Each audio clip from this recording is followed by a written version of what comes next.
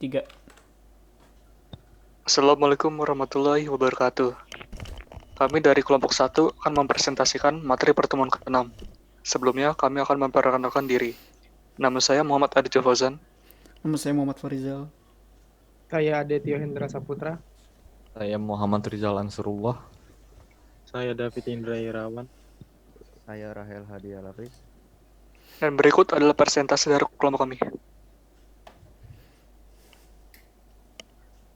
Kebutuhan sistem bisa diartikan sebagai berikut. Requirement merupakan tahap awal yang harus dilakukan dalam membangun sebuah perangkat lunak. Tahap requirement ini adalah tahap yang sangat penting, karena tahap pembangunan perangkat lunak yang lain akan bergantung pada tahap requirement ini.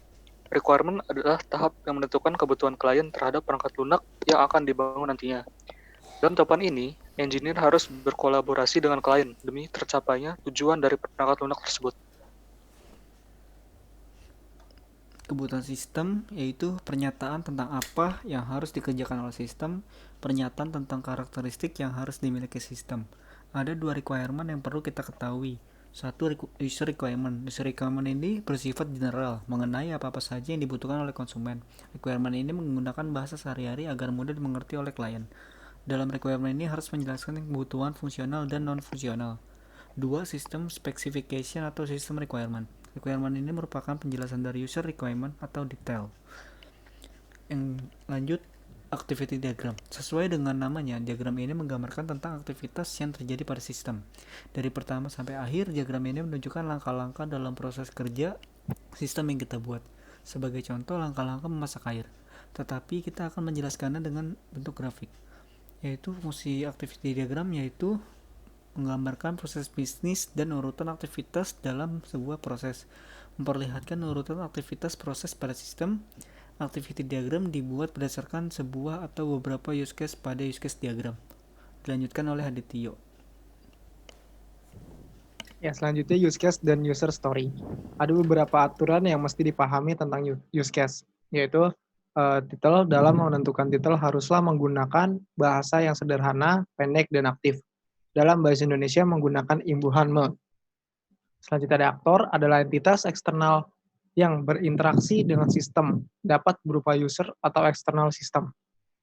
Skenario dapat berupa poin-poin, namun perlu diperhatikan bahwa skenario haruslah menghindari kalimat teknis, aktif, dan sederhana. Berikut adalah contoh user story. Sebagai nasabah bank, saya ingin mengganti PIN secara online. Maka saya tidak perlu datang ke cabang.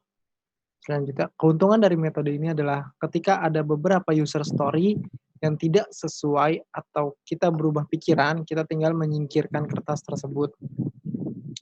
Mudah untuk menyusun di dalam sebuah meja, papan, atau dinding sekalipun sebagai media kita untuk berdiskusi. Yang terakhir, memberikan kesempatan tim developers untuk melaksanakan brainstorming. Selanjutnya akan dilanjutkan oleh Muhammad Rizal. Komponen penyusun ERD yaitu ada yang pertama entitas, adalah kumpulan objek yang dapat diidentifikasikan secara unik atau saling berbeda. Yang kedua, atribut. Setiap entitas pasti mempunyai elemen yang disebut atribut yang berfungsi untuk mendeskripsikan karakteristik dari entitas tersebut. Yang ketiga, ada relasi, yaitu hubungan antara sejumlah entitas yang berasal dari himpunan entitas yang berbeda. Yang keempat, garis.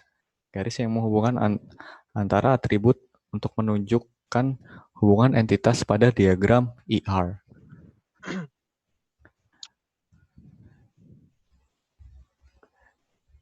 Nah, state machine diagram mempunyai beberapa komponen yaitu state atau kejadian saat dipresentasikan berdasarkan nilai dari atribut objek. State digambarkan dengan bentuk data kosong, yaitu ada composite state, submachine state, substate, region atau kelompok state, ada transition, junction, choice, entry point, dan exit point. Selanjutnya akan dibacakan oleh Rahel. State machine diagram ada dua jenis. Yang pertama, behavioral state machine. Merupakan state machine diagram umumnya digunakan untuk mendefinisikan perilaku sebuah objek. Yang kedua, Protokol state machine digunakan untuk penggunaan protokol pada sebuah sistem. Dapat didefinisikan ke spesifik protokol state machine atau behavioral state machine. Didefinisikan sebagai diagram konteks atau global overview. Notasi yang digunakan sama dengan behavioral state machine dengan penambahan kata atau protokol. Selanjutnya ada komponen-komponen sequence diagram, yaitu aktor, lifeline, general, boundary, control, entity, activation, message, message entry, message to self, message return. Dan selanjutnya akan dibacakan oleh David Indra.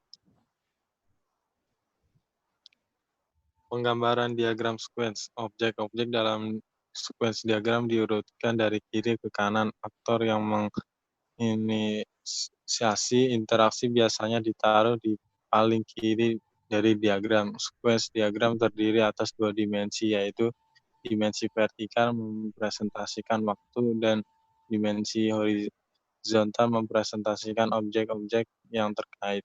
Bagian paling atas dari diagram menjadi titik awal dan waktu berjalan ke bawah sampai dengan bagian dasar dari diagram. Garis vertikal disebut lifeline diletakkan pada setiap objek atau aktor, kemudian lifeline tersebut digambarkan menjadi kotak ketika objek melakukan suatu operasi. Kotak tersebut disebut dengan activation box. Objek dikatakan mempunyai live activation pada saat tersebut. Pesan yang dipertukarkan antar objek digambarkan sebagai sebuah anak panah antara activation box, pengirim dan penerima, kemudian di atasnya diberikan label pesan.